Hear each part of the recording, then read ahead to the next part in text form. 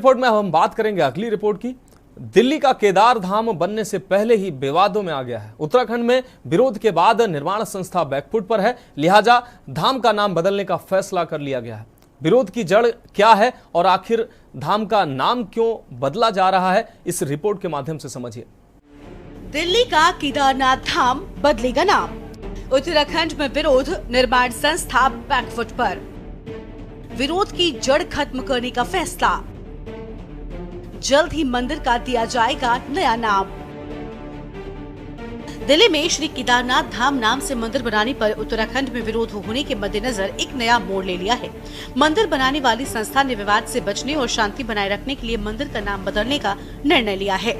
संस्था की ओर से जल्द ही मंदिर का नया नाम दिया जाएगा। दरअसल 10 जुलाई को मंदिर के शिलान्यास समारोह में उत्तराखंड के मुख्यमंत्री पुष्कर सिंह धामी आए थे। इसके बाद उत्तराखंड में कांग्रेस व साधु संतों व कई संगठनों ने दिल्ली में केदारनाथ मंदिर का निर्माण करने व मंदिर के शिलान्यास समारोह में धामी के आने पर सवाल खड़े करने शुरू कर दिए थे। केदारनाथ धाम मंदिर की रेप्लिका दिल्ली में बनाने के मुद्दे पर संतों, पुजारियों और विपक्षी दलों के नेताओं के विरोध के बाद ट्रस्ट ने फैसला वापस लिया है। वहीं अयोध्या के कुछ साधु संत भी केदारनाथ धाम मंदिर के फैसले से खुश नहीं है।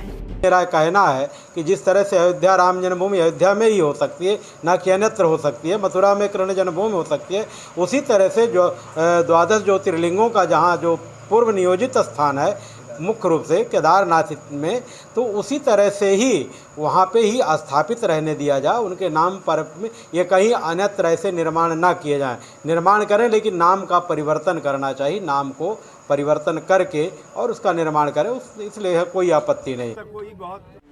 बता दें कि इस पूरे मामले पर उत्तराखंड के पूर्व मुख्यमंत्री हरीश रावत मौजूदा सरकार पर सवाल खड़े कर रहे हैं।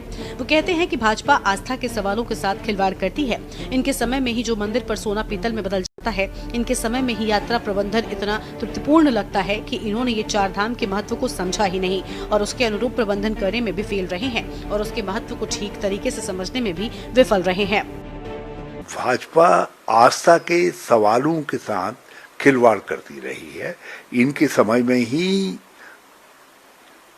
जो मंदिर पर सोना पीतल में बदल जाता है, इनके समय में ही यात्रा प्रबंधन इतना त्रुटिपूर्ण रहता है। लगता है कि इन्होंने ये 4 धाम के महत्व को समझा ही नहीं और उसके अनुरूप प्रबंधन करने में भी फेल रहे और उसके महत्व को ठीक तरीके से समझने में भी विफल रहे।